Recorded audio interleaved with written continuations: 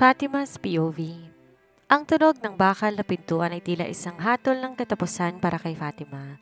12 taon, yon ang haba ng panahon ay binigay niya kay Jeremy Paredes. Simula high school hanggang sa maging matagumpay na negosyante ito, siya ang anino sa likod ng lalaki. Siya ang gumagawa ng mga paperwork, siya nag-aasikaso ng lahat, pati na ang mga illegal na transaksyon na hindi niya alam na sa kanya ipapasan. Jeremy, bakit? Tanong niya habang hinihila siya ng mga polis. Ang kanyang mga mata puno ng luha, naghahanap ng kahit konting awa sa lalaking pinag-alayan niya ng buhay. Nakatayo si Jeremy sa harap ng kanyang opisina habang suot ang mamahaling suit na binili ni Fatima para sa kanya. Malamig ang kanyang mga mata, walang bakas ng pagmamahal ay pinangako nito nung nakaraang gabi. Kailangan ng fall guy, Fatima, at ikaw lang ang may pirma sa lahat ng dokumento? Tipid na sagot na Jeremy. Pero mahal kita. 12 taon, Jeremy. Sigaw niya rito. Ang pag-ibig hindi nakapagbabayad ng utang sa gobyerno.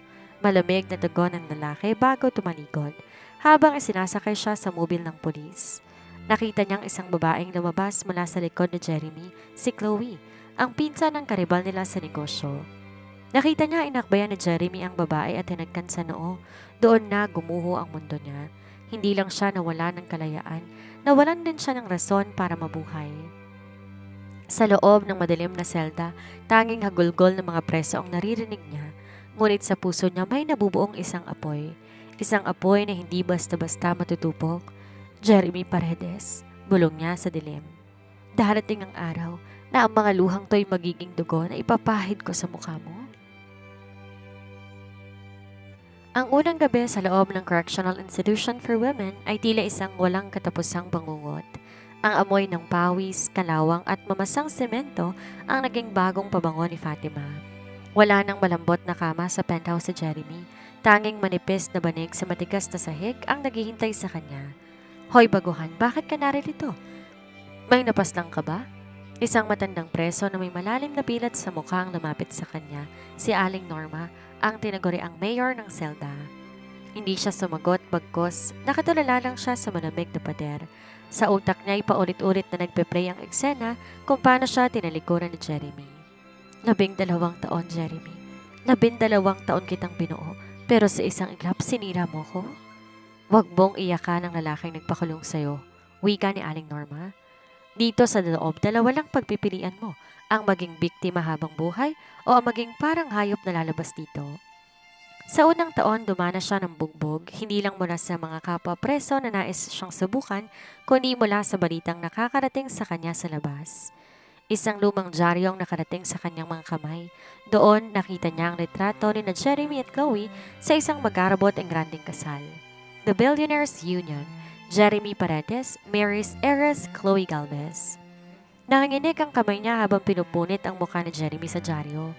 Doon unti-unting nawala ang Fatima na marunong magmahal. Ang mga luhang dati dumadaloy ng kusa, ngayon natuyo na't napalitan ng nanonood na puot. Tuturuan kita, Fatima, ani Aling Norma na makitang apoy sa mata niya. Tuturuan kitang gumamit ng talim, hindi lang ng kutsilyo, kundi ng talino. Kapag lumabas ka rito, dapat mas matigas ka pa sa bakal na rehas na ito. Sa ikaliwa at ikatlong taon, nagbago si Fatima. Natuto siyang lumaban. Natuto siyang maging mapagmatsyag. Habang ang ibang preso nag-aaksaya ng oras sa chismis, siya nagbabasa ng bawat librong legal at pangnegosyo na nasa maliit na library ng kulungan. Ginamit niya ang kanyang koneksyon sa loob para malaman bawat galaw ng kumpanya ni Jeremy sa labas. Nalaman niyang ginagamit ni Jeremy ang perang ninakaw sa kanya para palaguin ang Paredes Group of Companies. Bawat sentimo ng yaman ni Jeremy may bahid ng sakripisyo niya. Sa ika-4 na taon, isang pagkakataon ang dumating. Isang matandang abogado na nakakulong din dahil sa maling paratang na naging kaibigan niya. Tinuruan siya nito kung paanong bawiin ang mga ari-ariang sa kanya naman talaga nakapangalan bago siya mabulit sa kaso. Dumating ang huling gabi ng kanyang pananatili sa loob. 5 taon nang nakalilipas. Ang Fatima na pumasok na mahina, mahiyaing sekretary at sunod-sunuran ay wala na.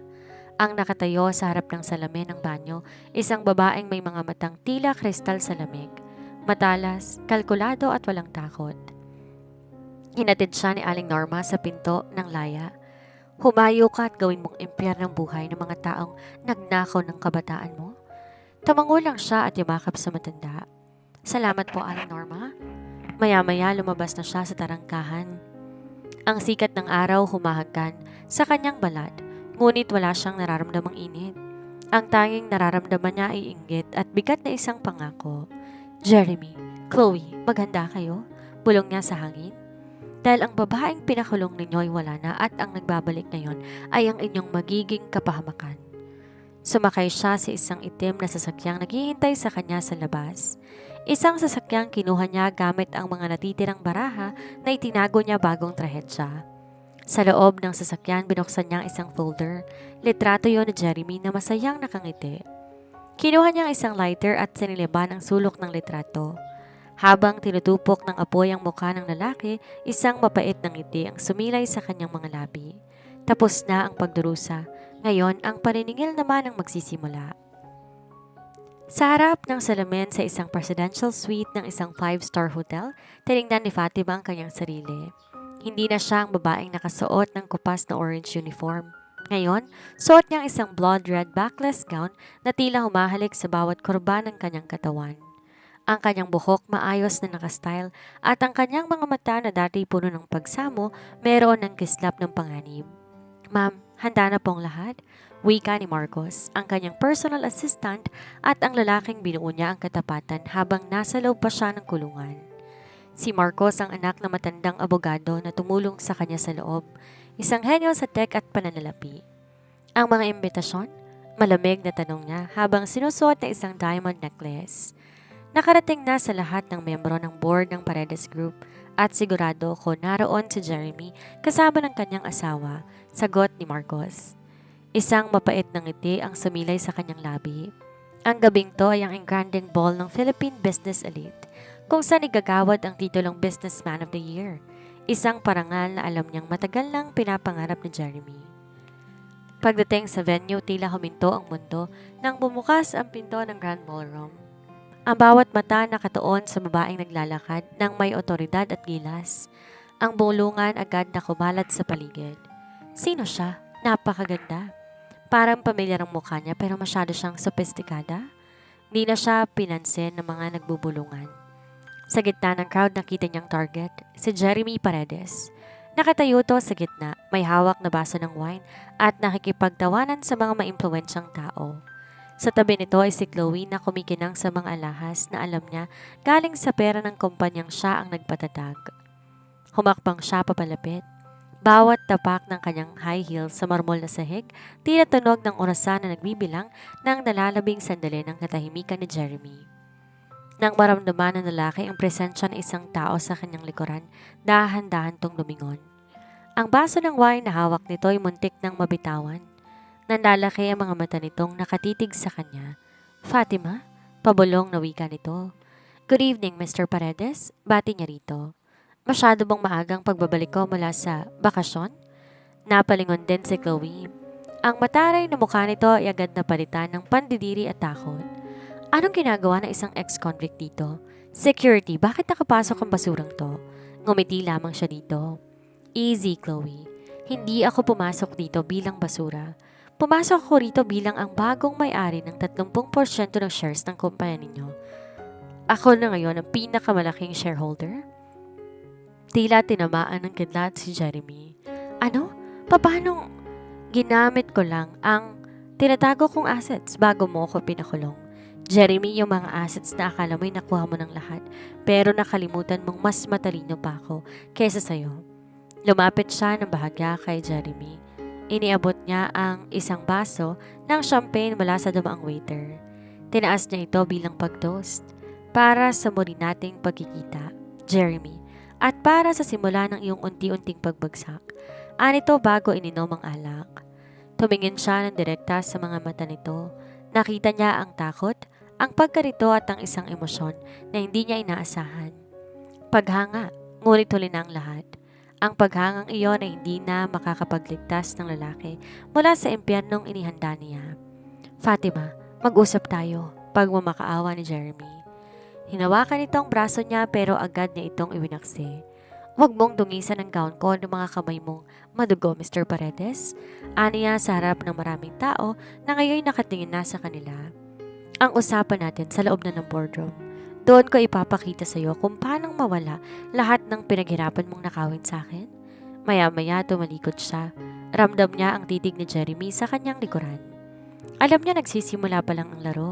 Ang Reyna ay nagbalik na at wala siyang ititira kahit anong piraso ng dangal para sa lalaking sumira sa kanyang nakaraan. Ito pa lang ang unang gabi, Jeremy. Marami pa akong inihandang sorpresa para sa'yo. Di maalis ni Jeremy ang kanyang tingin kay Fatima. Ang babaeng dati marunong lang tumungo at sumunod sa bawat utos niya, ngayon nakatayo ng may dangal na tila isang reyna na handang bawiin ang kanyang trono. Anong shares ang sinasabi mo? Nanginginig ang boses ni Chloe. Ang kanyang muka namumula na sa galit at hiyang nararamdaman sa harap ng mga elitista. Imposible. Lahat ng assets mo kinukumpiska ng gobyerno nang makulong ka. Isang mapanuyang tawa ang pinakawala ni Fatima. Yan ang akala ninyo. Masyado kayo naging kampante ni Jeremy habang nagpapakasasa sa pera ko. Nalimutan niyo yata na akong utak ng bawat transaksyon niyo noon. Alam ko aling mga accounts ang hindi ninyo masisilip at doon ko itinago ang alas na gagamitin ko para ibaon kayo sa lupa. Maya-maya lumapit siya sa babae. At ikaw, Chloe, ang suot mong kwintas? Binili yan ni Jeremy gamit ang perang dapat pambayad sa mga biktima ng pyramiding scam na ikaw ang nagplano pero akong nagdusa. Bagay sa'yo. Nakaw na hiyas para sa isang nakaw na asawa. Tinaas ni Chloe ang kanyang kamay para sana sampalin siya, ngunit bago pa ito lumapat, mabilis niyang nasalong braso ng babae. Huwag mo kong susubukan, Chloe. Hindi na tong kulungan kung saan kailangan kong magtiis. Sa labas na to, ako ang batas. Bulong niya, bago marahas itinulak ang braso ni Chloe. Fatima, tama na. Sa wakas, nakapagsalita si Jeremy. Humakbang ito papalapit. Hindi itong tamang lugar para dito. Pag-usapan natin to ng pribado. Pribado? Nung ipinahiya mo ko sa harap ng mga pulis, humiling ba ako ng pribadong usapan? Nung hinayaan mo akong mabulok sa rehas habang kinakasal ka sa kanya, naging pribado bang sakit ko? Bulyaw niya rito. Maya-maya tinalikuran niya na mag-asawa at naglakad patungo sa stage kung saan nakatayo ang podium. Kinuha niyang mikropono mula sa MC na tila tuod sa gulat. Magandang gabi sa inyong lahat. Nais ko lang ipaalam sa bawat investor na narito.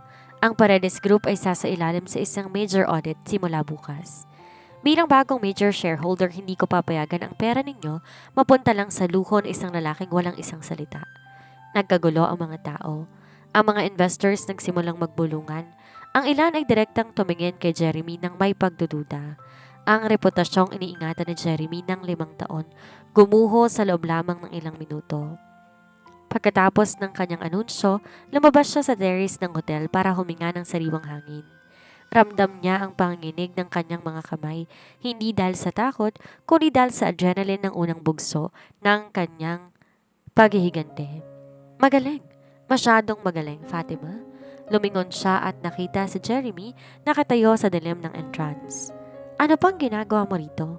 Balikan mo ang asawa mong nagwawala sa loob. Aniya nang di tumitingin sa lalaki. 5 taon, Fatima. 5 taon kitang hinanap pagkatapos mong makulong, pero hinarangan ako ng mga abogado mo. Pagsisinungaling ni Jeremy. Humarap si Fatima sa kanya, puno ng sarkasmong mukha. Hinanap? O tiniyak mo lang na hindi ako makakalabas para di mo na ako kailangan katakutan? Jeremy, kinala kita. Alam kong bawat dumi ng kuko mo. Biglang lumapit si Jeremy. Hinawakan ng magkabilang balikat niya. Nagkamali ako, aminado ko. Pero ginawa ko lang yon para isalba ang kumpanya. Para sa ating dalawa sana yon. Isang malutong na sampal ang pinadapo niya sa pisngi ng lalaki. Huwag mong gamitin ang ating dalawa sa mga kasinungalingan mo. 12 taon kitang minahal, Jeremy. Binigay kong lahat, pero ang huling alaala ko sa iyo ay ang likod mo habang naglalakad ka palayo sa akin sa presinto. Hinawakan ni Jeremy ang kanyang namumulang pisngi. Imbes magalit, tumitig siya kay Fatima nang may kakaibang ningning sa mga mata. Kahit anong gawin mo, Fatima, ramdam ko. Galit ka dahil mahal mo pa rin ako at gagamitin kong bawat segundo simula ngayon para bawiin ka. Tumawa ng mahina si Fatima.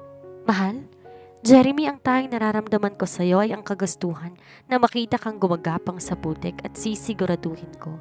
Bago matapos ang buwan na to, ikaw naman ang makakakita kung gaano kalamig ang loob ng selda. Iniwan niya ang lalaking nakatayo sa dilim. Habang naglalakad siya papalayo, narinig niya ang boses ni Jeremy na sumisigaw sa hangin. Hindi ako susuko, Fatima. Akin ka pa rin. At naglakad na lang paalis. Hindi na rin siya lumingon. Kinabukasan, ang sikat ng araw sa labas ng Paredes Group of Companies ay tila nagbabaga.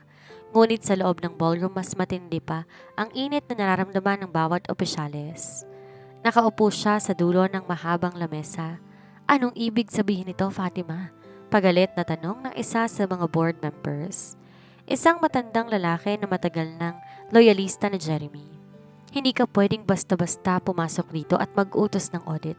May proseso tayo. Ang proseso ay para sa mga sumusunod sa batas. Malamig niyang tugon habang binubuklat ang mga asul na folder. At base sa mga dokumentong hawak ko, ang kumpanyang ito naglalabas ng pera mula sa mga ghost projects sa Mindanao at sinong pumipirma ng mga tseke? Si Jeremy Paredes. Maya-maya bumukas ang pinto at pumasok si Jeremy. Kasunod si Chloe na halos mag-usok ang ilong sa galit. Di niya pinansin ang kanilang pagpasok at nanatili siyang nakatingin sa mga board members. Fatima, tama na to, sigaw ni Jeremy sabay hampas sa lamesa.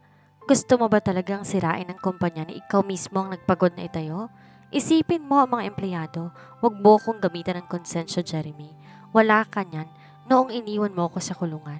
Sagot niya habang dahan-dahan na tumatayo at hinarap ang lalaki. Ang mga empleyado ay magiging maayos sa ilalim ng bagong pamamahala. Pero ikaw, yan ang hindi ko matitiyak. Biglang sumingit si Chloe. Lumapit to sa kanya at dinuro siya. Akala mo ba matatakot mo kami?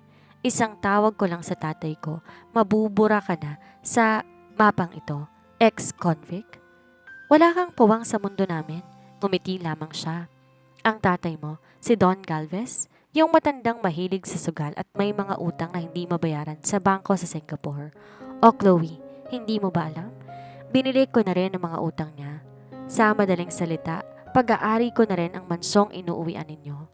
Kita niya na parang nanghina ang tuhod ni Chloe at napakapit pa ito sa braso ng asawa. Jeremy, sabihin mong nagsisinungaling lamang siya. Ngunit hindi makasagot sa Jeremy. Ang kanyang mga mata ay nakapako kay Fatima. May halong takot pero mas nangingibabaw ang masidhing emosyon na hindi niya maipaliwanag. Nakikita niya ang isang babaeng mas matalino, mas palaban at mas maganda kaysa sa Fatima na iniwan niya noon. Marcos? Tawag ni Fatima sa kanyang assistant. Ilabas ang mga ebidensya. Nilapag ni Marcos sa isang SUV drive sa gitna ng lamesa. Dito nakapaloob lahat ng emails at voice recordings ni Mr. Paredes at ng kanyang asawa tungkol sa pag-frame up kay Ms. Esguerra 5 taon nang nakalilipas. Pati na rin ang mga transaksyon nila sa labas ng bansa na hindi dinedeklara sa buwis. Magnanakaw ka, sigaw ni Chloe. Susugod sana to sa kanya ngunit mabilis na humarang ang dalawang security guards na kasama niya. Hindi ako magnanakaw, Chloe. Binabawi ko lang ang ninakaw ninyo. Tumingin siya sa mga board members na ngayon kanya-kanya lang iwas ng tingin kay Jeremy. Ngayon, sino sa inyo ang gustong sumama sa paglubog ni Jeremy? O sino gustong manatili sa ilalim ng aking pamumuno? Isa-isang nagtaas ng kamay ang mga board members. Sa loob ng 10 minuto nawala ng kapangyarihan si Jeremy sa sarili niyang kumpanya. Nang matapos na ang meeting, naiwan silang tatlo sa loob ng silid. Si Jeremy nakaupo sa kanyang swivel chair habang nakataklob ang mukha sa kanyang mga palad. Si Chloe naman humahagulhol sa gilid. Maya-maya lumapit siya sa lalaki. Inangat niya ang mukha nito para magtamang kanilang mga mata. Ito pa lang ang simula, Jeremy. Gusto kong maranasan mo ang pakiramdam na mawala ng lahat. Gusto kong makita kang matulog sa kalsada, walang pera, walang pangalan. Fatima, bakit mo ba to ginagawa? Kung gusto mo ng pera, ibibigay kong lahat. Huwag mo lang akong ipahiya ng ganito. Hindi pera ang kailangan ko. Hustisyang tawag dito, sagot niya rito. Bigla, hinawakan ni Jeremy ang kanyang mga kamay. Kung papasdangin mo ako sa hirap, sige, gawin mo. Pero sana titingnan mo rin kung hindi bilang akong kaaway, kundi bilang lalaking nagmamahal sa'yo. Kahit naging duwag ako, binawi niya ang kanyang kamay ng may pandidiri. Ang pagmamahal mo ay isang lason at uubusin ko bawat bakas nito sa sistema ko sa pamamagitan ng pagwasak sa'yo. Lumabas na siya ng boardroom at iniwan ang mag-asawa na lugmok sa kanilang sariling kasalanan. Habang naglalakad siya sa hallway, bawat empleyado yumuyuko sa kanya. Ngunit sa kabila ng tagumpay na ito, may isang kurot sa kanyang puso na pilit niyang binabaliwala. Nang makalabas ng building, kaagad siyang dumiretso sa parking lot pero hindi niya inaasahan na makakahabol kaagad sa kanya si Jeremy. Fatima, sandali, sigaw nito. Hindi ako papayag na matapos lang tayo ng ganito. Gagawin ko ang lahat para lang mapatawad mo ko. Kahit tumuhod pa ako sa harapan mo. Mawawala ka sa mundong to bago pa mangyari yan, Jeremy. Malamig na sagot niya bago sumakay sa kanyang sasakyan. Ngunit bago pa niya maisara ang pinto, nakita niya ang isang bagay sa mga mata ni Jeremy na hindi niya inaasahan. Isang determinadong tila hinigitan pa ang kanyang puot. Isang mapanganib na laro ang pinasok niya at hindi niya alam kung sinong unang susuko sa pagitan ng paghihiganti at isang muling mabubuhay na damdamin.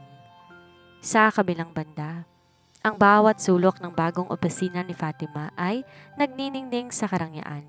Ngunit para sa kanya tila ba may aninong pilit na humahabol sa kanyang bawat hakbang. Hawak niya isang baso ng scotch habang nakatingin sa naglalakihang mga gusali ng Makati mula sa kanyang bintana. Ang kanyang tagumpay sa boardroom ay balita na sa lahat ng pahayagan. Ngunit ang kanyang puso ay hindi pa rin makahanap ng kapayapaan. Ma'am, ito na po ang mga file na hinihingi ninyo tungkol sa gabing iyon. Putol ni Marcos sa kanyang malalim na pag-iisip. Nilapag nito ang isang lumang folder na may selyo ng kapulisan. May mga detalye dito na hindi lumalabas sa korte noon. Binuksan niya ang folder, ang mga litrato ng ebidensya, ang kanyang sariling mugshot na mukhang hapo at talunan, at ang listahan ng mga saksi. Ngunit may isang pangalan na kumuha ng kanyang atensyon. Isang retiradong opisyal ng pulis na si SPO4 Mendoza, ang taong mismong nagposa sa kanya. Nasaan ang taong to ngayon? Nasa isang liblib na barangay sa Laguna, ma'am. Nag-early retirement matapos ang kaso mo. Balita bigla siyang yumaman pagkatapos ng hatol sa'yo, sagot ni Marcos.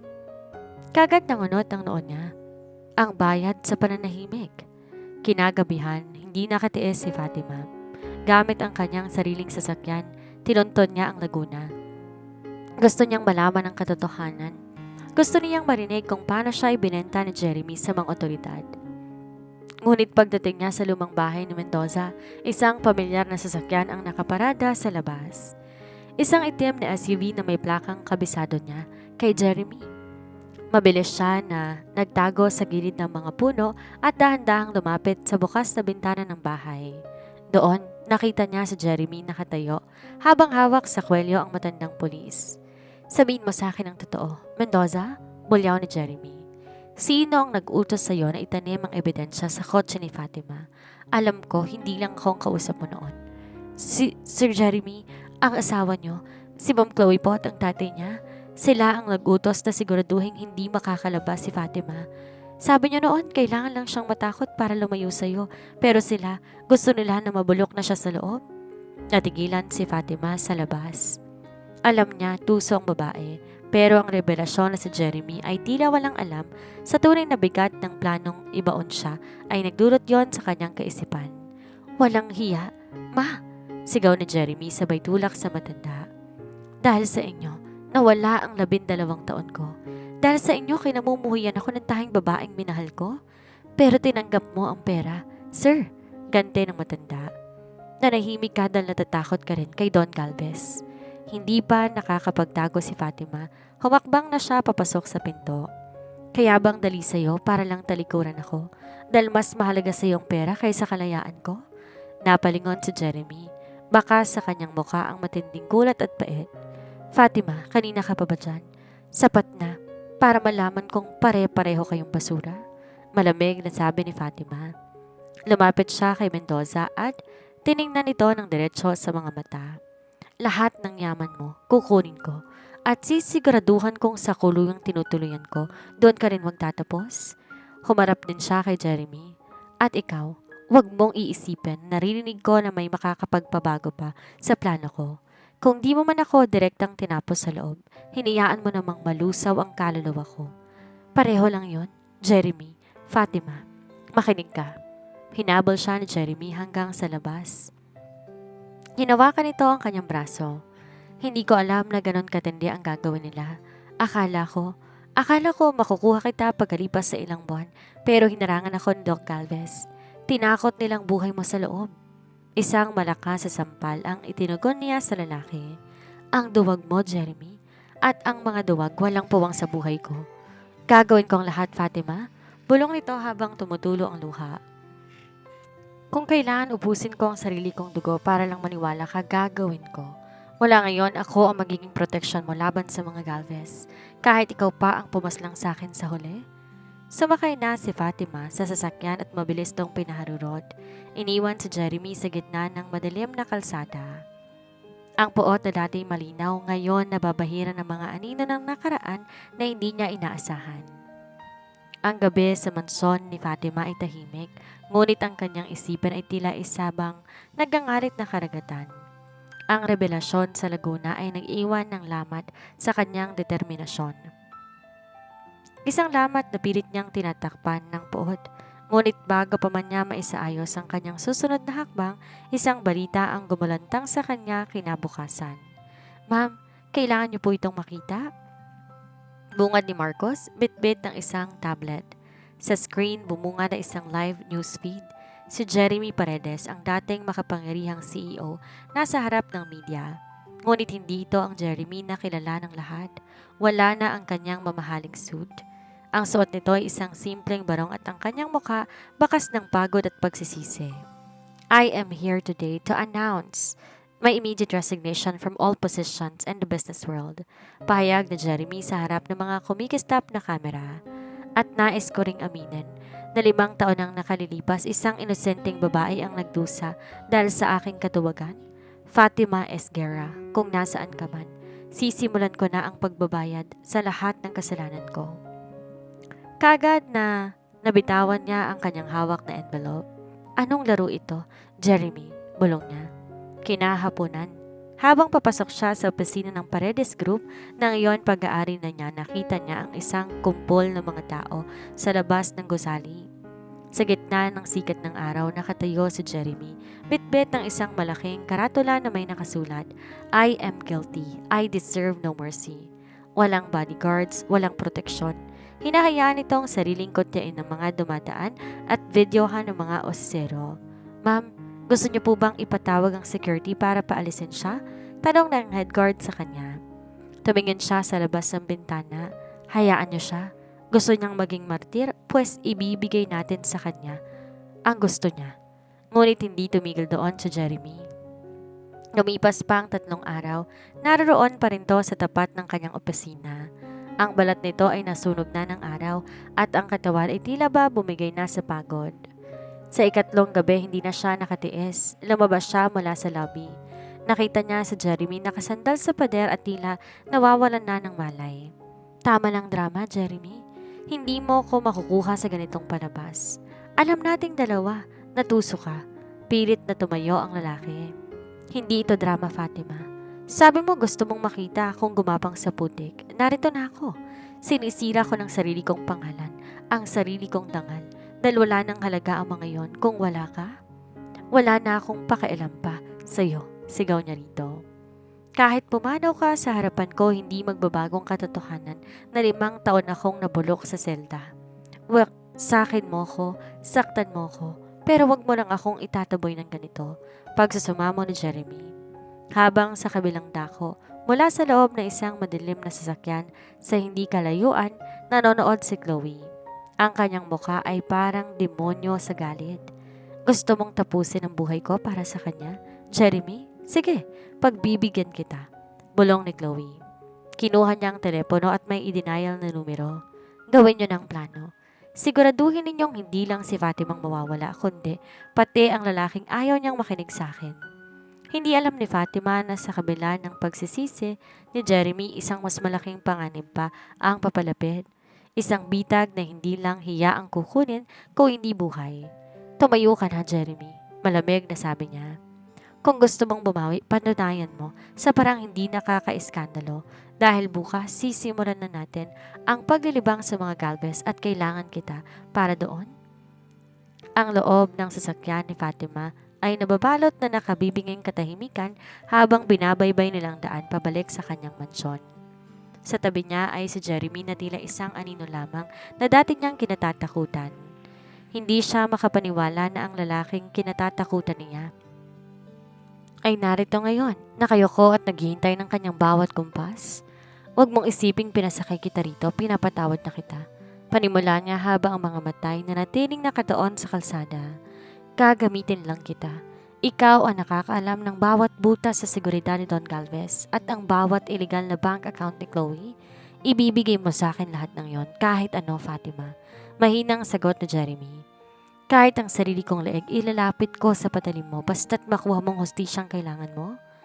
Pagdating sa mansyon, agad siyang pinakilo si Marcos para bantayan ang lalaki. Ngunit di pa man sila nakakapasok sa loob, isang mabilis na liwanag mula sa malayo ang kumuha ng atensyon niya. Isang itim na van ang humarurot patungo sa kanilang direksyon. "Ma'am, dapa!" sigaw ni Marcos. Umalingaw-ngaw ang sunod-sunod na putok ng armas. Sa gitna ng kaguluhan, imbes na iligtas ang sarili, mabilis na tinakpan ni Jeremy ang kamay ni Fatima. Naramdaman ang bigat ng katawan ng lalaki at ang mainit na likidong tumulo mula sa balikat nito. "Jeremy!" sigaw niya rito. Mabilis namang gumanti ng putok ang mga security guards niya, sapat na para mapilitang lumayo ang mga salarin. Nang tumahimik ang paligid, dahan-dahan, gumulong si Jeremy palayo kay Fatima. May tama ito sa balikat at sa braso. Ayos ka lang ba?" tanong ng lalaki at pilit nang umingiti sa kabila ng hapde. Hindi siya nakasagot. Ang kanyang mga kamay nabahira ng dugo ni Jeremy. Ang dugo ng lalaking nais niyang mawala, pero ngayon ay itinaya ang buhay niya para lang mailigtas siya. Sa loob ng mansyon, habang ginagamot ang mga private doctors ng lalaki, pumasok si Marcos sa kanyang silid. "Ma'am, nakuha namin ang plaka ng sasakyan. Rehistrado to sa isang oil company na pag-aari ni Chloe Galvez," ulat ni Marcos. "Hindi na lang to laro ng pera, ma'am. Gusto na nila kayong pasnangin? Gusto ni Chloe dumanak ang dugo? Pues uubusin ko lahat ng mahalaga sa kanya." Lumapit siya sa silid kung nasan si Jeremy. Nakita niya itong namumutla habang nakahiga. "Fatima, may kailangan kang malaman," bulong ni Jeremy. "Si Chloe, hindi lang siya ang may plano nito. May hawak siyang video, isang ebidensya na magtapatunay na hindi lang ako ang duwag, kundi pinilit niya akong pumirma sa mga dokumento laban sa'yo habang may nakatutok na armas sa ulo ko. Hindi ko sinabi noon dahil natatakot akong madami yung pamilya ko, pero ngayon wala na akong pakialam." "Bakit mo to sinasabi ngayon?" tanong niya rito at pilit na pinatatag ang kanyang boses. "Dahil ayokong pumanaw na iniisip mong wala akong ginawa," sagot nito. "Narito ang susi na isang vault sa lumang bahay namin sa Cavite. Nandun ang lahat, mga orihinal na kontrata, ang mga recordings at ang tunay na listahan ng mga ari-arian na ninakaw ni Chloe sa'yo." Kaagad niyang kinuha ang susi. Alam niya ito ng huling pako sa kabaong ng mga Galvez, ngunit alam din niya ito ay isang bitag. Siguradong inaasahan ni Chloe na pupunta siya roon. "Marcos, ihanda ang mga tao. Pupunta tayo sa Cavite, pero hindi tayo papasok ng basta-basta. Gagawin nating libingan ang lugar na iyon para sa sino mang magtatangkang humarang sa akin." Tumingin siyang muli kay Jeremy. "Magpagaling ka, dahil kapag natapos to, ikaw naman ang haharap sa hatol ko." Sa dilim ng gabi, naglakbay na siya patungong Cavite. Ang amoy ng simoy ng hangin ay hindi nagpapakalma kay Fatima. Sa bawat pagpihit ng gulong ng sasakyan paakyat sa madilim na kalsada, tila mas lalong bumibigat ang kanyang puso. Hawak niya ang susi na binigay ni Jeremy. Ang susi na ayon dito ay magpapalaya sa kanya mula sa mga anino ng nakaraan. "Ma'am, masyadong tahimik ang paligid," babala ni Marcos habang nakatingin sa thermal scanner ng kanilang tablet.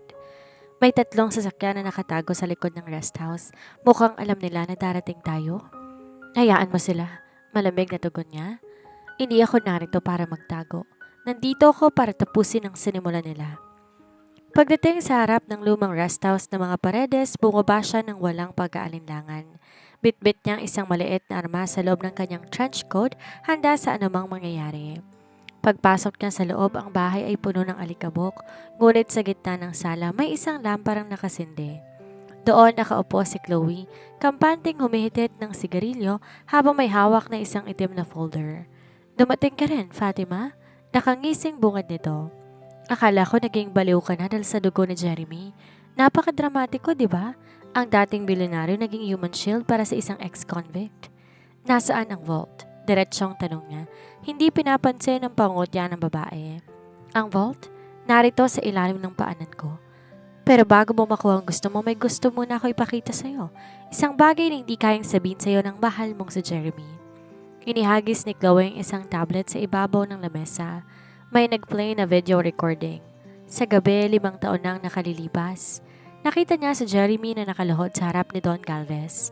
Please, Don Galvez, huwag niyo siyang sasaktan sa loob. Pagsusumamo ni Jeremy sa video. Pirmahan ko ng lahat. Akin ang lahat ng kasalanan, ilipat niyo lang siya sa mas ligtas sa selda. Huwag niyo siyang ipaligpit. Kagad ng lamig ang buong katawan niya sa narinig. Nakita niya sa video kung paano sampalin ni Don Galvez si Jeremy at pilitin itong pumirma sa isang dokumento na nagsasabing ito ang utak ng lahat, kapalit ng pangakong hindi siya itutumba. Sa loob ng koreksyonal. Nakita mo? Halakhak ni Chloe. Akala mo'y pinagkanulo ka niya dahil sa pera? Hindi, Fatima. Pinagkanulo ka niya dahil sa takot na mawala ka. Pinili niyang kamuhian mo siya kaysa makita kang nakasilid sa kabaong. Ang baliw niya, di ba? Sinakribisyo niya 12 taon niyo para lang gumabang buhay mo ng 5 taon sa impyerno. Nanginginig ang mga kamay niya. Ang puot na nagsilbing gasolina niya sa loob ng maraming taon ay tila biglang nahaluan ng lason. Ang lalaking nais niyang wasakin ay ang lalaking gumawa ng pinakamasakit na sakripisyo para sa kanya. Pero sayang, dugtong ni Chloe habang tumatayo at may kinukuhang remote control. Dahil ang sakripisyong yon mauuwi rin sa wala. Ngayong gabi, Fatima, susunod ka sa mga alaala ninyo. Biglang umamoy ang gas sa buong paligid. Napansin niya ang mga tangke na nakabukas sa bawat sulok ng silid. Chloe, wag kang hibang. Madadamay ka rito. Madadamay? May lagusan ako sa likod, Fatima, pero ikaw, ilalak ko ang lahat ng pinto, maging abukasana kasama ng mga dokumentong to. Mabilis tumakbo si Chloe patungo sa likod, ngunit bago pa man ito mapindot ang switch ng detonator, isang putok ng armasang umalingaw-ngaw. Natamaan sa binte si Chloe at napasubsob sa sahig. Sa pintuan nakatayo si Jeremy, maputla at may benda pang balikat. Jeremy! Sigaw niya rito. Tumakbo ka na, Fatima. Kunin mong folder sa ilalim ng tiles. Takbo! Hapon na utos ni Jeremy, ngunit huli na. May apoy na nagmula sa isang electrical spark sa kusina dahil sa singaw ng gas. Isang malakas na pagsabog ang yumanig sa buong bahay. Tumalsik siya dahil sa lakas ng pressure. Sa gitna ng naglalagablab na apoy, nakita niya si Jeremy na pilit gumagapang patungo sa kanya. Pilit siyang inaabot sa kabila ng nagbabagsakang mga kahoy. Jeremy, lumabas na tayo! Sigaw niya at sinubukang hatakin ng lalaki. Hindi ko na kaya, Fatima. Kunin mo ng hustisya mo. Ito na ang pagbabayad ko. Mahal kita higit pa sa buhay ko. Hindi. Hindi ka mawawala. Hindi kita mapapatawad kung papanaw ka rito. Sigaw niyang muli habang pilit na inaalis ang bumagsak na kisame sa binti ni Jeremy. Sa gitna ng apoy at usok, isang katotohanan ang umampas kay Fatima. Mas masakit pa pala ang mawala si Jeremy kaysa 5 taong pagkakakulong niya. Sa gitna ng nagbabagsakang kahoy, pilit niyang hinahatak ang nanghihinang katawan ng lalaki. Jeremy, huwag kang pipikit. Sabi mo babawi ka, di ba? Hindi sapat ang pumanaw sa apoy na to. Sigaw niya habang ang usok ay bumabalot sa kanila. Sa huling pagkakataon, bago tuluyang gumuho ang bubong, isang pangkat ng mga bombero at ang grupo ni Marcos ang bumasag sa naglalagablab na pader. Sa isang iglap na ilabas silang dalawa bago tuluyang sakupin ng apoy ang lahat ng ebidensya at ang naghihingalong si Chloe Galvez sa loob. Isang linggong lumipas, ang balita tungkol sa pagsabog sa Cavite ay naging mitya ng pinakamalaking skandalo sa bansa. Dahil sa mga dokumentong nailigtas ni Marcos bago ang pagsabog, ang pamilya Galvez ay gumuho. Si Don Galvez ay nadakip habang sinusubukang tumakas palabas ng bansa, ngunit hindi doon natatapos ang lahat. Isang engranding press conference ang ipinatawag sa tapat ng Paredes Group. Libo-libong tao ang nag-abang, kabilang na ang mga national media. Sa gitna ng entablado nakatayo si Fatima at ang naka-wheelchair na si Jeremy. Maya-maya tumayo ang lalaki sa harap ng lahat. Sa gitna ng pagkistap ng mga kamera at bulungan ng libo-libong tao, dahan-dahan siyang lumapit kay Fatima. Ang buong mundo ay natahimik nang bigla lumuhod si Jeremy. Fatima Esguerra, Ang boses nito ay umalingaw sa mga speakers, basag at puno ng pagsisisi. 12 taon kitang minahal at 5 taon kitang ipinagkanulod dahil sa kaduwagan ko. Ninakawan kita ng kalayaan, ng dangal at ng pangarap. Nagkamali ako nang magmahal ako ng iba. Nagkamali ako nang piliin ko ang takot kaysa sa katotohanan. Patuloy nito habang ang mga luha pumapatak sa semento. Mula ngayon, gugugulin ko ang buong buhay ko para bumawi sa'yo. Kahit gawin mo kong alipin, kahit yurakan mo ang pangalan ko araw-araw, tatanggapin ko dahil ang buhay ko ay sa iyo na, Fatima. Ang mga tao ay nagpigil ng hininga. Ang lahat ay naghihintay ng sagot ni Fatima. Lalambot na ba ang kanyang puso o itutuloy niya ang kanyang pagsira sa lalaki? Tumingin si Fatima sa ibaba. Sa lalaking dati tinitingala niya bilang mundo niya. Sapat na para marinig ng mikroponong malapit sa kanila. Mapapatawad lamang kita kung mawawala ka. Napasinghap ang mga tao. Ang lamig ng boses niya ay tumagos hanggang sa buto ng lalaki. Ngunit imbes na matakot, tumingala si Jeremy at ngumiti ng mapait. Isang ngiting handang tanggapin ang katapusan kung yon ang huling hiling ng babaeng sinira niya. Kung yan ang kailangan para maging payapa ang puso mo, Fatima, bulong ni Jeremy. Papasdangin ko ang Jeremy na nakilala mo noon, pero isisilang ang lalaking karapat-dapat para sa'yo. Pero hanggat humihinga ako, hindi ako lalayo. Tumayo si Fatima at tinalikuran ng lalaki sa harap ng libo-libong saksi. Naglakad siya palayo ng hindi duminingon, habang si Jeremy nanatiling nakaluhod sa gitna ng entablado. Ang digmaan ng puot at pag-ibig ay hindi pa tapos. Ito ay mas naging komplikado. Dahil sa likod ng mga mata ni Fatima, may isang butil ng luha na pilit niyang pinipigilan. Isang luha na hindi para sa galit, kung hindi para sa sakit ng isang pag-ibig na ayaw pa ring mawala. Ang mga headlines kinabukasan ay walang ibang laman kundi ang imahe ni Jeremy na nakaluhod sa paanan ni Fatima. Tinawag itong The Fall of a Titan at The Redemption of a Sinner. Ngunit sa loob ng penthouse ni Fatima ay walang bakas ng pagdiriwang. Ang bawat sulok ng silid ay kasing lamig ng kanilang pakikitungo sa lahat. Ma'am, nasa labas po siya, ulat ni Marcos. Bakas ang pag-aalangan sa boses. Kanina pa siya 5:00 ng umaga. Hindi niya siya kumakain at mukhang bumubukas sa mga tahi niya sa balikat. Hayaan mo siya? Maikling sagot niya habang binabasa ang report ng stock market. Sabi ko sa kanya, mapapatawad ko lang siya kung mawawala na siya. Kung gusto niyang pumanaw sa gutom o sa pagod sa labas ng pinto ko, desisyon niya yan. Ngunit sa kabila ng matitigas na salita, hindi siya makafocus. Ang bawat segundo na alam niyang nasa labas si Jeremy ay tila ba isang dahan-dahang pag-ukit sa kanyang sariling puso. Lumipas ang 12 oras, hindi na siya nakatiis. Tumayo siya, tinungo ang pintuan ng kanyang suite. Nang buksan niya ang pinto, tumambad sa kanya si Jeremy. Nakasandal to sa pader, maputlang maputla at nanginginig ang buong katawan. Nang makita siya nito, pilit nang umiti ang lalaki. Isang ngiting puro ng pagod pero may kislap ng pag-asa. Nandyan ka pala, Fatima. Mahinang wika ni Jeremy bago tuluyang nawala ng malay at bumagsak sa mga bisig ng babae. Jeremy, gumising ka! Sigaw niya rito. Marcos, tawagin mo ang doktor ngayon na. Nang magising si Jeremy, nasa loob na siya ng kwarto ni Fatima. Nakakabit ang IV drip sa kanyang kamay at maayos na ang kanyang mga benda. Sa tabi ng kama nakaupo si Fatima. Nakatingin sa malayo, hawak ang isang baso ng alak. Bakit mo ginagawa to? Tanong ni Fatima nang di tumitingin sa kanya. Bakit kailangan mong dumaan sa ganitong hirap? Maaari ka namang umalis na lang. Dalhin ang natitira mong pera at mamuhay ng tahimik sa ibang bansa. Dahil ang impyerno ay hindi ang pagkakulong o ang paghihirap, Fatima. Ang tunay na impyerno ay ang mabuhay sa mundong alam kong kinamumuhian mo ko. Sabi mo mapapatawad mo lang ako kung mawawala ako. Handa akong gawin yon, pero bago ako mawala, gusto kong masiguro na ang bawat luhang binuhos mo dahil sa akin mapapalitan ng ngiti. Tumayo si Fatima at lumapit sa kama. Hinawakan niya ang panga ni Jeremy ng mahigpit. Huwag mong isipin na dahil iniligtas kita rito ay absuelto ka na. Ang katapusan na gusto ko para sa iyo hindi ang pagtigil ng hininga mo. Gusto kong mawala lahat ng dangal mo. Gusto ko maging anino ka lang sa buhay ko. Magiging tauhan kita, Jeremy.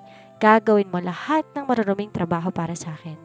Susunod ka sa bawat kumpas ko na parang aso. Tatanggapin ko lahat yan. Walang pag-aalinlangang sagot ni Jeremy. Simulan natin bukas, patuloy niya. Ipapadala kita sa Mindanao, doon sa lumang warehouse ko sa nagsimula lahat ng illegal na transaksyon ni Chloe. Tinisin mo ang dominyo roon. Magtrabaho ka bilang isang ordinaryong laborer. Walang special treatment, walang pangalang Jeremy Paredes. Isang hamon to na alam ni Fatima na mahirap para sa isang lalaking sanay sa air-conditioned opisina at kapangyarihan. Ngunit tumangulang ang lalaki. Gagawin ko, Fatima, para sa'yo. Nang lumabas siya ng silid, sumandal siya sa pinto at napapikit. Ang kanyang puso ay parang isang gera, puno ng puot na ayaw bumitaw at pag-ibig na pilit bumubangon mula sa hukay. Alam niyang ang pagpapadala kay Jeremy sa malayo ay paraan niya para protektahan ang sarili mula sa sarili niyang nararamdaman. Dahil sa bawat sandali na malapit ang lalaki, ang kanyang malamig na puso ay unti-unting nagbabaga at natatakot siyang sa huli siyang matupok ng sarili niyang damdamin. Ang init sa Mindanao hindi biro, lalo na sa loob na isang abandonadong warehouse sa dulo ng Davao. Doon ay pinatapon ni Fatima si Jeremy, hindi bilang boss kundi bilang isang hamak na trabahador na tagabuhat ng mabibigat na kargamento at tagaayos ng mga kalawanging makinarya. Ang dating bilyonaryo na ang tanging hawak ay mamahaling panulat, ngayon may mga paltos ng palad at laging balot ng grasa at pawis. Ngunit hindi alam ni Fatima na ang lugar na iyon, pugad pa rin ng mga natitirang tauhan ni Don Galvez.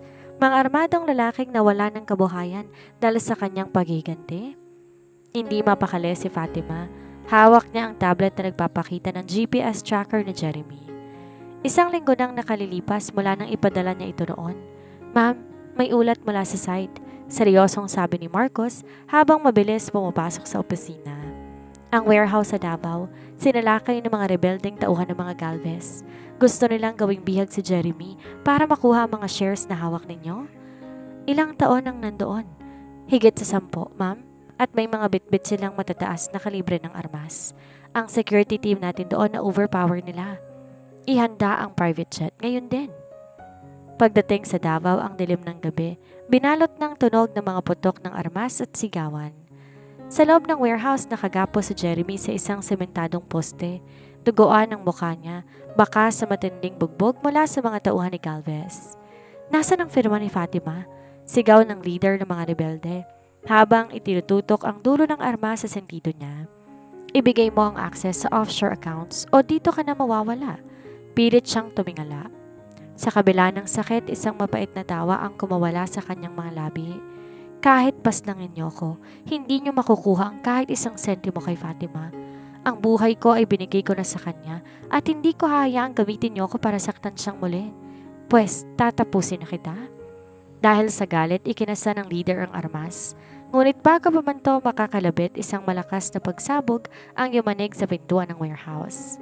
Pumasok ang mga elite security forces ni Fatima. Kasunod siya na nakasuot ng bulletproof vest at may hawak na armas. Bitawan niyo siya? Sigaw niya sa mga armadong lalaki. Pero hindi nakinig ang mga lalaki at nagkaroon ng sagupaan. Sa gitna ng kaguluhan, nakita ni Fatima na iniharap ng leader ang armas patungo sa kanya. Ngunit sa isang iglap gamit ang huling lakas, pilit na kumawala si Jeremy sa pagkakagapos at itinulak ang poste para harangan ng bala na para sana sa kanya. Tumama ang bala sa tagiliran ni Jeremy. Bumagsak ito sa semento habang ang mga tauhan ni Galvez ay isa-isang nalumpo ng mga security niya. Jeremy! Niluhuran niya ito at sinalo ang ulo nito. Bakit mo ginawa yon? Sabi ko mawawala ka para mapatawad kita, pero hindi ko sinabing mawawala ka para iligtas ako. Nanginginig ang mga kamay niya habang pinipigilan ang pag-agos ng dugo sa katawan ni Jeremy. Para sa akin, ang pumanaw para sa iyo ang pinakamagandang wakas ng kwento ko, Fatima. Bulong ni Jeremy habang pilit na inaabot ang kanyang pisngi. Fatima, sapat na ba? Sapat na ba ang dugong ito para mabura ang sakit? Hindi sapat. Hiyaw niya habang niyayakap ng mahigpit ang lalaki. Hindi pa tayo tapos, Jeremy. Marami ka pang utang sa akin, huwag kang susuko. Sa sandaling yon, hindi na paghihiganti ang nararamdaman ni Fatima. Ang pader na itinayo niya sa loob ng 5 taon sa kulungan ay tuluyan ng gumuho. Napagtanto niyang sa kabila ng lahat ng puot, ang pag-ibig niya kay Jeremy ay parang pilat, maaaring naghilom pero kailanman hindi mabubura. Ang tunog ng heart monitor sa loob ng intensive care unit ay tila isang mabilis na orasan na nagbibilang ng natitirang sandali ni Jeremy. Nakaupo siya sa tabi ng kama habang ang mga kamay mahigpit na nakahawak sa malamig na kamay ng lalaki. Ma'am, nakuha na po namin ang mga gamit niya mula sa warehouse sa Davao, bulong ni Marcos na pumasok nang di gumagawa ng ingay. Nilapag nito ang isang luma at maduming duffel bag sa sofa. Hindi siya kumikibo. Iwan mo muna ako, Marcos. Yes, ma'am. Nang mag-isa na lamang siya, dahan-dahan niyang binuksan ang bag. Inaasahan na mga gamit lang to sa trabaho, ngunit sa ilalim ng mga damit na puno ng grasa may isang nakatagong envelope. Luma na ito. May petsang 5 taon. Ang mismong taon kung kailan siya hinatulan sa korte.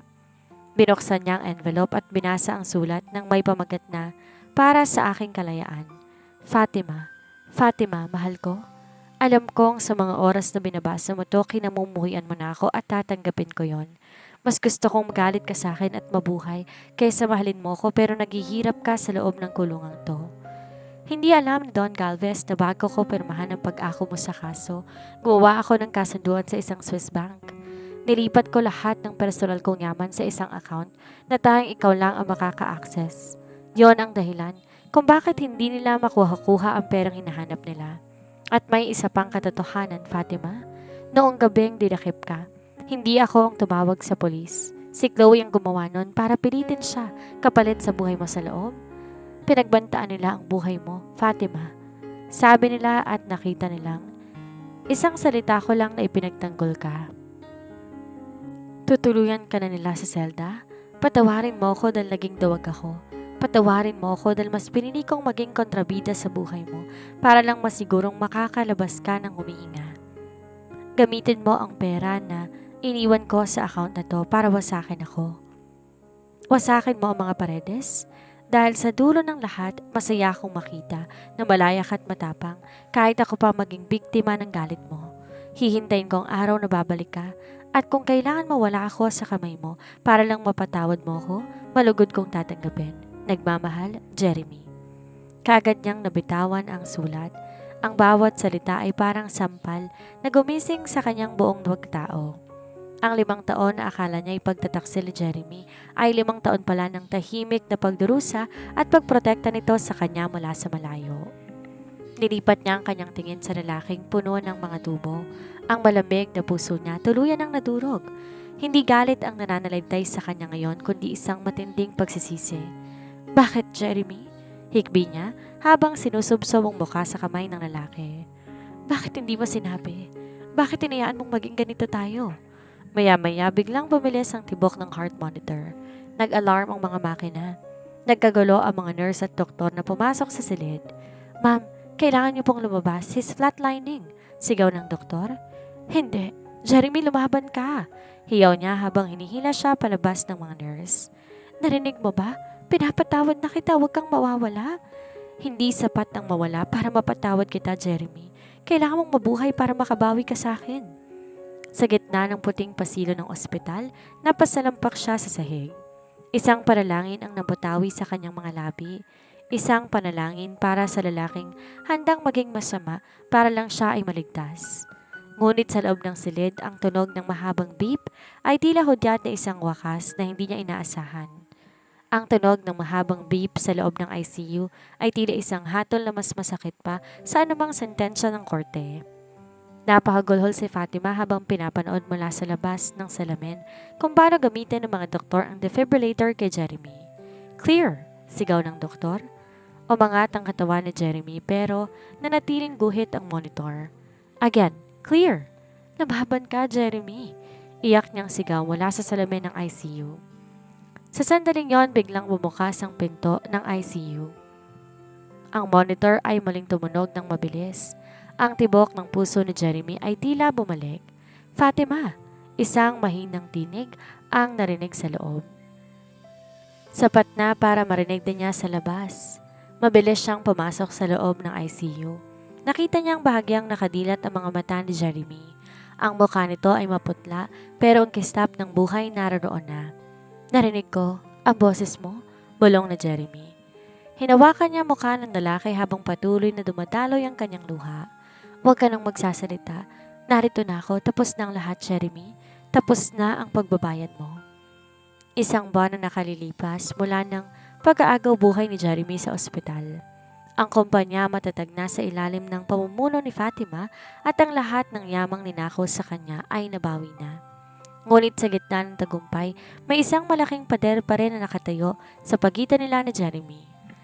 Nakaupo ang lalaki sa isang silya sa teres ng ospital, nakatingin sa paglubog ng araw. Bagaman naghihilom na ang kanyang mga sugat sa katawan, ang kanyang mga mata ay nananatiling malayo. Aalis na ako bukas, Fatima. Mahinang sabi nito nang maramdaman ang presensya niya sa likuran nito. Natigilan siyang bigla. Ang folder na hawak niya muntik nang mahulog. Aalis? Saan ka pupunta? Hindi ka pa lubos na magaling? Sa malayo. Sa lugar kung saan hindi mo na kailangang makita ang muka ng lalaking nagpadala sa'yo sa impyerno. Lumingon si Jeremy at doon niya nakita ang matinding lungkot. Nagawa ko na ang pangako ko. Malaya ka na. Ang lahat ng kumpanya, ang pera, ang katarungan nasa iyo ng lahat. Wala na akong dahilan para manatili at maging paalala ng sakit mo. Humakbang siya papalapit. Akala ko ba sabi mo, gugugulin mong buong buhay mo para bumawi sa akin? Anya rito. Yon ang gusto ko. Pero napagtanto ko na ang pinakamalaking sakripisyong magagawa ko para sa iyo ngayon ay ang palayain ka, pati na sa presensya ko, sagot ni Jeremy. Tumayo ito bagaman may kaunting panginginig pa sa binti. Ayokong habang buhay kang tumingin sa akin at makita ang rehas na bakal. Gusto kong makita mong mundo ng walang bahid ng nakaraan natin. Isang mainit na luha ang gumulong sa pisngi niya. Jeremy, 12 taon tayong nagmahalan. 5 taon tayong nagkasakitan at sa huling ilang buwan, tinaya mong buhay mo para sa akin ng paulit-ulit. Sa tingin mo pagkatapos ng lahat ng dugo at luhang dumana, kahayaan lang kita na basta-basta maglakad palayo? Ano pang gusto mo, Fatima? Sabi mo mapapatawad mo lang ako kung mawawala ako. Pumanaw na ang Jeremy Paredes na kilala mo. Ang lalaking nakatayo sa harap mo ngayon ay wala ng kahit ano kundi ang pag-ibig na itinira mo. Biglang lumapit si Fatima at hinawakan ang kwelyo ng suot na hospital gown niya. Gusto ko na harapin mo ang parusa mo at ang parusa mo manatili sa tabi ko habang buhay. Gusto kong makita kung paano mong bubuuin ang bawat piraso ng pusong sinira mo. Gusto kong makita kung paano mo ko liligawan muli araw-araw hanggang mawala ang lamig sa puso ko. Napakapit si Jeremy sa mga braso ni Fatima. Hindi mo kailangan gawin to dahil sa awa o dahil sa utang na loob sa pagliligtas ko sa'yo. Hindi to awa, Jeremy. Sigaw ni Fatima, ang mga hikbay tuluyan ng kumawala. Ito ay pagmamahal. Pagbabahal na kahit anong gawin kong pagbaon sa lupa, kahit gaano ko lagyan ng rehas, hindi pa rin mawala-wala. Napapagod na ako magalit, Jeremy. Napapagod na akong mag-isa. Niyakap siya na mahigpit ng lalaki. Sa gitna ng terrace, sa ilalim ng kulay kahel na langit, ang dalawang pusong dumanas ng pinaka maitim na gabi ay muling nakakita ng bukang liwayway. Pangako, bulong na Jeremy sa kanya. Hindi na ako tatalikod, hindi na ako bibitaw. Kahit kailanganin kong ulit-ulitin ang pagpapatunay sa sarili ko, gagawin ko. Dapat lang, sagot niya sa gitna ng iyak at tawa. Dahil marami ka pang babayaran sa akin, Jeremy Paredes, at sisiguraduhin kong buong buhay mo magiging kabayaran. Sa kabilang banda, 1 taon ang mabilis na lumipas. Ang simoy ng hangin sa isang pribadong bahay sa Cavite ay tila isang banayad na haplos sa balat ni Fatima. Wala nang mabigat na aura ng isang babaeng pulo ng puot. Nabalitan to ng kapayapaan na mababakas sa kanyang mga mata. Mukhang malalim na naman ang iniisip mo.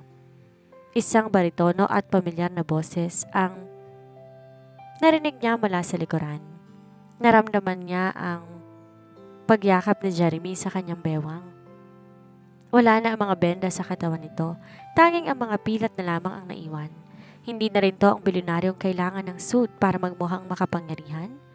Sa kanyang simpleng linen shirt at shorts, mukha itong lalaking sa wakas nahanap na ang kanyang tahanan. Iniisip ko lang kung gaano kalayo na ang narating natin. Mula sa rehas ng kulungan hanggang dito sa paraisong to, hindi naging madali. Bulong na Jeremy sabay hagkan sa batok niya. Pero bawat sakit, bawat luha at bawat sakripisyo, lahat yon may saysay dahil narito tayo ngayon. Sabi ko sa'yo hindi ako susuko hanggat di ko nababawi ang ngiti mo. Simula nang magpasya si Fatima na bigyang pagkakataon si Jeremy, naging misyon na ng lalaki ang maningil sa sarili niya sa paraang puno ng pagmamahal. Di na sila bumalik sa magulong mundo ng korporasyon sa paraang dati nilang ginagawa. Binenta nila ang malaking bahagi ng kanilang mga shares at itinayo ang Esguerra Paredes Foundation, isang organisasyong tumutulong sa mga kababaihang biktima ng maling paratang at kawalan ng hustisya.